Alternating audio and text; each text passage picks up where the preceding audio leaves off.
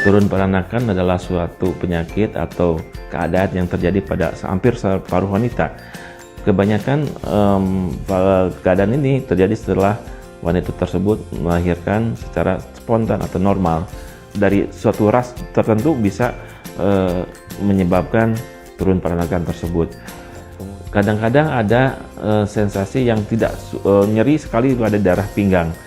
Kemudian adanya benjolan atau ada penonjolan di daerah kemaluan wanita tersebut atau di daerah kemaluan pasien tersebut.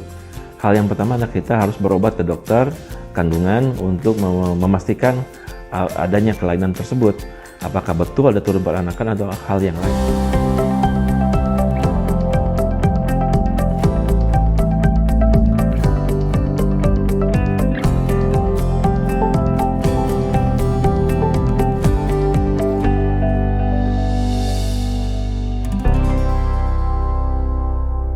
Assalamualaikum warahmatullahi wabarakatuh. Halo sahabat Ruang Dokter, saya Epi Darmadi Ahmad dari Departemen Obstetri dan Ginekologi Rumah Sakit Hasan Sadikin Bandung, Divisi Uroginekologi dan Rekonstruksi. Kali ini kita akan membahas tentang uroginekologi dan rekonstruksi. Mudah-mudahan bermanfaat untuk Anda semua.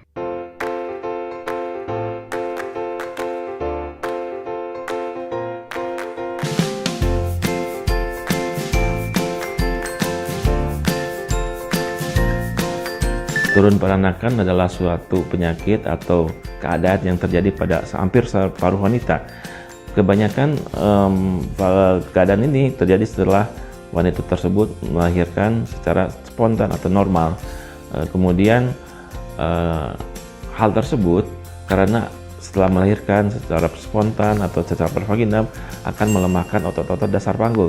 Selain itu, banyak juga faktor-faktor yang akan berpengaruh terhadap turun peranakan tersebut, misalnya karena usia yang menua atau menopause, kemudian ada kelainan bawaan juga, atau karena adanya dari suatu ras tertentu bisa menyebabkan turun peranakan tersebut.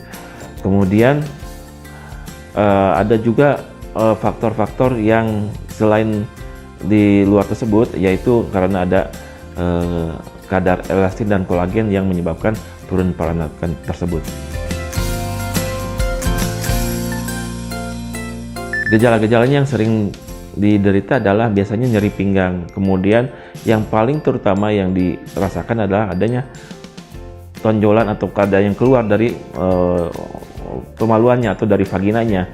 Kemudian selain itu ada juga yang mengalami sering susah buang air kecil, kemudian rasa tidak puas saat berkemih, juga ada yang susah untuk mengeluarkan saat buang air besar. Kemudian kadang-kadang ada sensasi yang tidak nyeri sekali pada daerah pinggang. Kemudian yang lain yang jarang dirasakan, misalnya ada nyeri saat berhubungan seksual.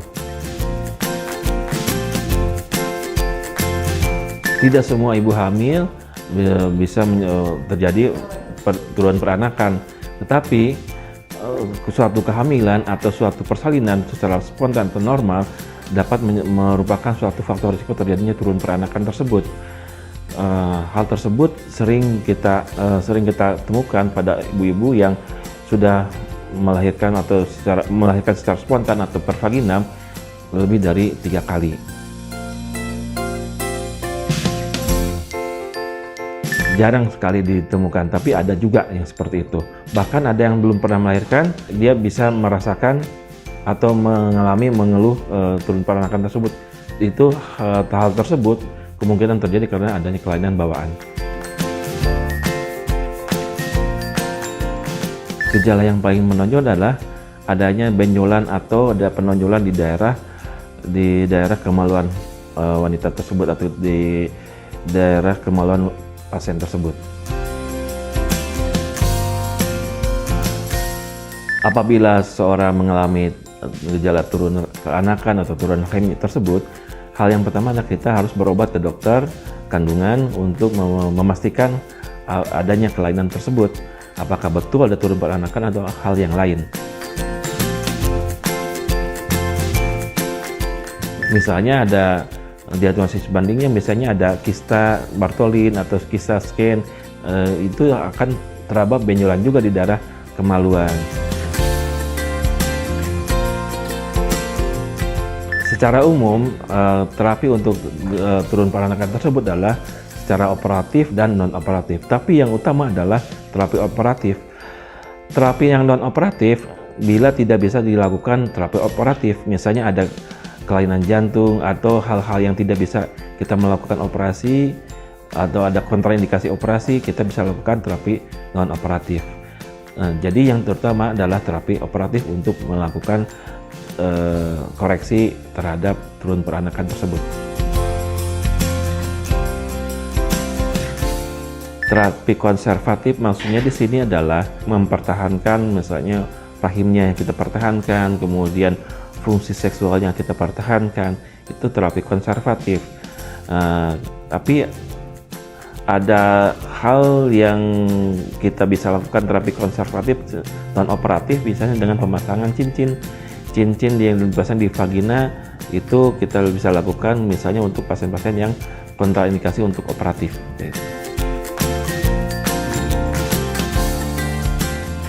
Terapi konservatif yang sering kita lakukan adalah dengan pemasangan cincin. Cincin ini dipasang di vagina sehingga mengganjal supaya organ-organ panggulnya tidak turun atau menonjol ke daerah vagina, tidak turun ke daerah vagina. Kita lakukan seperti itu. Terapi operatif pada turun peranakan adalah terapi utamanya sebetulnya. Jadi kita akan merekonstruksi, mengubah, membetulkan otot-otot dasar panggul yang tadinya lemah, kita perkuatkan lagi secara operatif. Terapi operatif ini, rahim bisa diangkat atau tidak diangkat, tidak dibuang, maksudnya seperti itu. Memang kita bisa lihat dari berat ringan penyakit, misalnya dari turun peranakan ada 4 tahapan atau 4 grading. Jadi dari yang paling rendah, yang paling ringan, tingkat 1 sampai tingkat 4 yang paling berat, kayak gitu. Semuanya bisa dilakukan terapi operatif itu dengan cara mempertahankan rahim.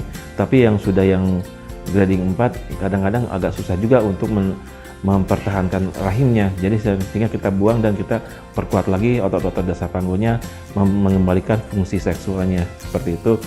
Kemudian ada juga yang kita mempertahankan rahimnya supaya tidak diangkat, kita betulkan juga otot-otot dasar panggulnya, sehingga dengan rekonstruksi ini kita akan mengembalikan fungsi-fungsi seksual, seperti itu.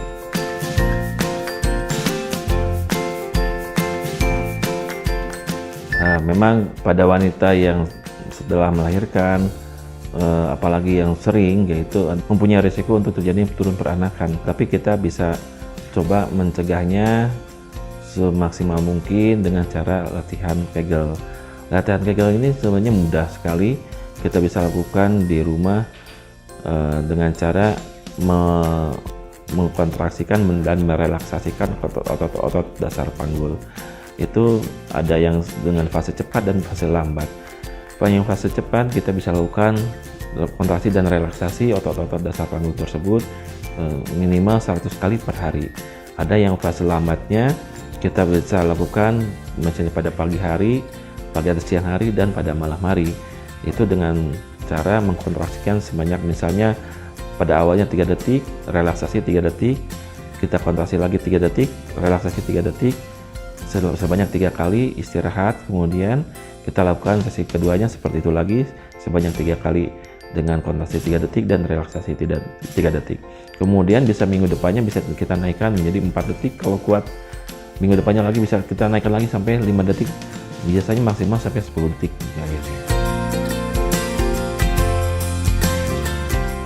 Ini pencegahan biasanya pada ibu yang setelah melahirkan, supaya tidak terjadi turun peranakan setelah melahirkan. Itu pencegahannya. Untuk berapa lamanya kita tidak bisa menentukan, ada yang cepat, ada yang lambat, sampai ada faktor-faktor lain juga yang memperberat turun gejala tersebut, misalnya gejala menopause-nya, ada yang setelah melahirkan 8 kali baru keluar pada saat menopause kayak gitu. Tapi ada juga yang baru melahirkan 1 kali turun peranakan juga, mungkin ini disertai dengan kelainan-kelainan bawaan, misalnya kelainan elastin dan kelainan kolagen kayak gitu. Demikian uraian singkat tentang turun peranakan yang merupakan salah satu penyakit yang kami tangani di bagian uroginekologi dan rekonstruksi. Terima kasih. Assalamualaikum warahmatullahi wabarakatuh.